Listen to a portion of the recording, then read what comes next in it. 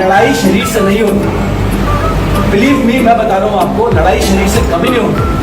आदमी पर बंदूक होता है, गोली नहीं चला सकता है, चाकू होता है, भोंक नहीं सकता है। तो लड़ाई शरीर की चीज नहीं, लड़ाई दिमाग से होता है। आप हिटलर देख लीजिए, नेपोलियन देख लीजिए, इतने सारे बड़े बड़े जो जो जंग विजेता है उनको देख लीजिए, सब कद में छोटे होंगे, है ना, देखने में लगेंगे it's a very normal human being, कैसे कर सकता है, लेकिन उसके दिमाग के अंदर जब घुसता है, मन के अंदर, दिल के अंदर, वो बहुत ही विशाल होता है, बहुत ही बड़ा होता है। इतना बड़ा होता है बड़े बड़े लोग भी उसके सामने छोटे होते हैं। तो वो जो मानसिकता है वो डेवलप करने की जरूरत है। बच्चों, आप लोगों से भी मैं यही कहूंगा, बी स्ट्रॉन्ग, है ना बेटा, है ना, स्ट्रॉन्ग बनना चाहिए ना, गुड। तो ऐसा मन से स्ट्रॉन्ग होना चाहिए। जब कभी कोई कुछ बोले आपसे तो क्या डरना नहीं है, लेकिन लड़ना भी नहीं है ना, नहीं लड़ना कभी, हाँ, और डरना भी नहीं। तो ऐसे ही होना है हम सबको, जैसे बिटिया हमारी होगी, तो ऐसे ही सबको होना है, डरना बिल्कुल नहीं है किसी से। कोई सिचुएशन में क्या हो सकता है मैक्सिमम, आप सोचिए, मैं अपनी बात बताऊं, मैक्सिमम क्या हो सकता है, मैं मर सकता हूँ, क्या मैं कभी नहीं मरूंगा, फिर किस बात तो मरना ही है वो मोमेंट, तो कभी तो मर ही तो सकता हूँ, और उससे ज्यादा कोई मेरा क्या है, मैक्सिमम मार सकता है। That's it।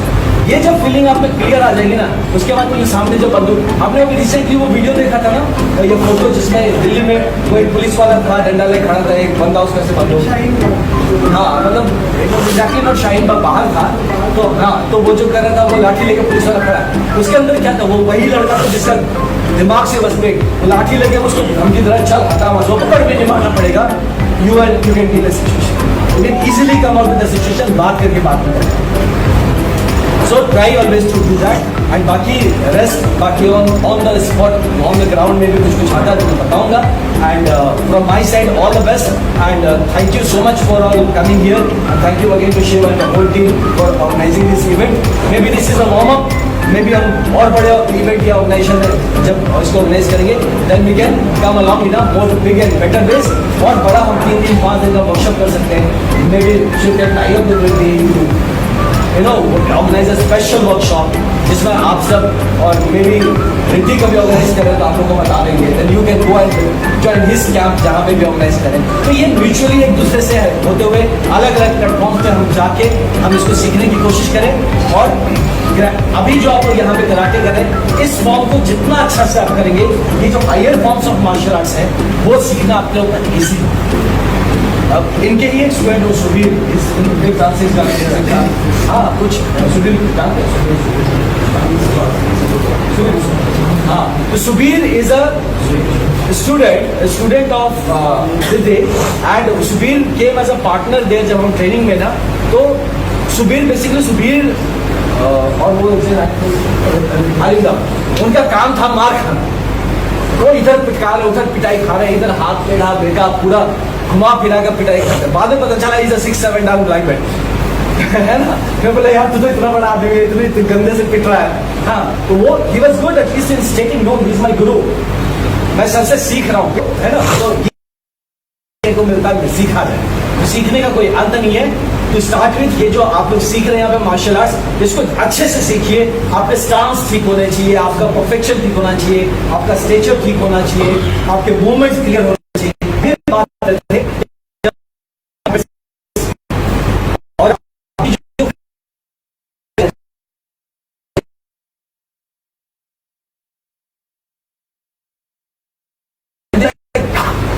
करके जाता हूँ, हम यहाँ पे ब्लैक बेल्ट होता है अजीब सा टाइप का करते हैं, और उनका देखिए व्हाइट बेल्ट फिर एकदम उसके मूवमेंट्स इतने शार्प होते हैं, वो हम में नहीं आ पाता है। क्यों नहीं आ पाता है? हम बेल्ट की तरफ भागते हैं, नेक्स्ट बेल्ट चाहिए, नेक्स्ट बेल्ट चाहिए, नेक्स्ट चाहिए, ब्लैक बेल्ट हो गया, जग जीत गया मैं, तो ये चीज नहीं होना है।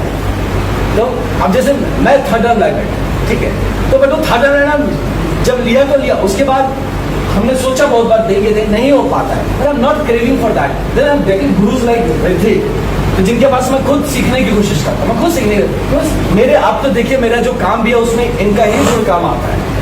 जब कहा मैं किसको किक पंच मारूंगा, अभी ह्यूमन राइट्स में केस हो जाएगा, टाट से देखेगा इसके सामने उठा के एक किक मारा किसी को, तो थोड़ा अजीब सा लगता है, क्या होता है फिर धीरे से उसको पकड़ के दबा के अपने हिसाब से काम में लाना पड़ता है। तो दीज ऑल हेल्प, तो gradually I will request all of you कि आप जो फॉर्म करें और try to learn more things, newer things. लोगों का इंटरेक्शन होना चाहिए। हाँ, and she is very good in doing that. He always tries कि अपने बच्चों को कितना बेहतर सिखाया जा सके।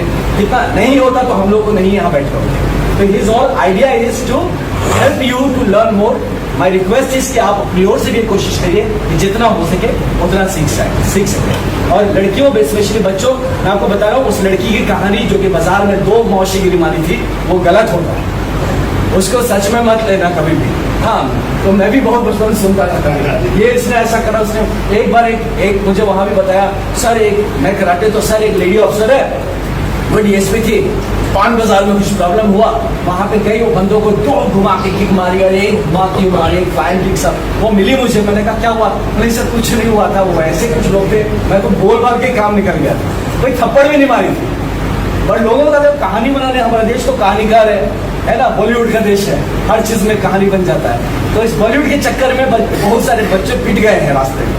हमारे इवन बहुत सारे कराटे क्लास होते हैं। मेरे थाने में एक बार गया घुसा, तो मतलब बोडो कम्युनिटी के 2 लड़के बैठे हुए थे। तो मैं पूछा, यार यंग बच्चे थे, एकदम स्पोर्ट्स टाइप, एथलेटिक टाइप दिख रहे थे। हम बोले क्या हो गया इनको?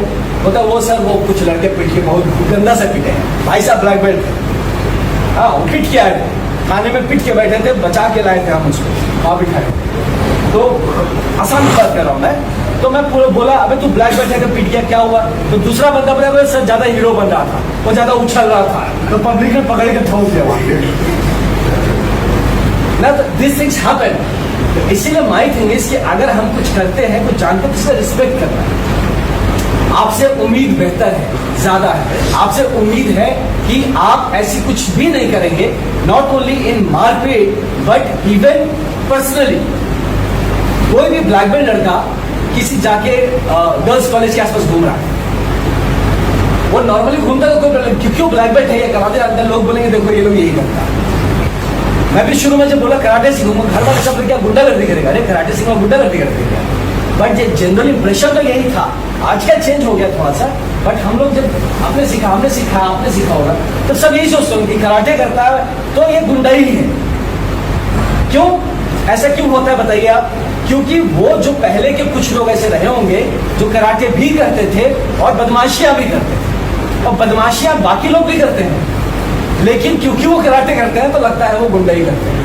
क्योंकि उसके लगता है तो कराटे करता है, उसको तो रोक नहीं पाएगा, कोई रोक नहीं देगा, मार देगा, पीट देगा, तो वो बड़ा गुंडा सा दिखता है। तो इसीलिए स्पेशली बॉयज को मैं बोलूंगा कि आप लोग स्पेशली अपने, मैं ही स्कूल में था ना, बात पे मैं बोलता नहीं है मत करो, हाँ भाई तू बोलेगा तो करना ही पड़ेगा, तू पीट देगा, ब्लैक बेल्ट है। अब यार अब इस चक्कर में क्या होता है, आप किसी कुछ नहीं बोल सकते, तो आपको हर चीज को वो किसको ऐसे भी करते, अबे यार तू ब्लैक बेल्ट है मत कर ऐसे। तो ये मैं इसलिए बोल रहा हूँ कि आपकी हर एक्टिविटी भी लोगों की नजर होती है, तो आप कुछ करते हैं तो पूरी कौम बदनाम होती है। इसीलिए not only the discipline, not only dojo, but discipline outside dojo is more important. Dojo मतलब सेंसी है, सियान है, सब लोग हैं, आपको वो ठीक करा देंगे आपका, जिसमें बाहर फिर मुझे आना पड़ता है वो ठीक करा, वो ठीक नहीं है ना।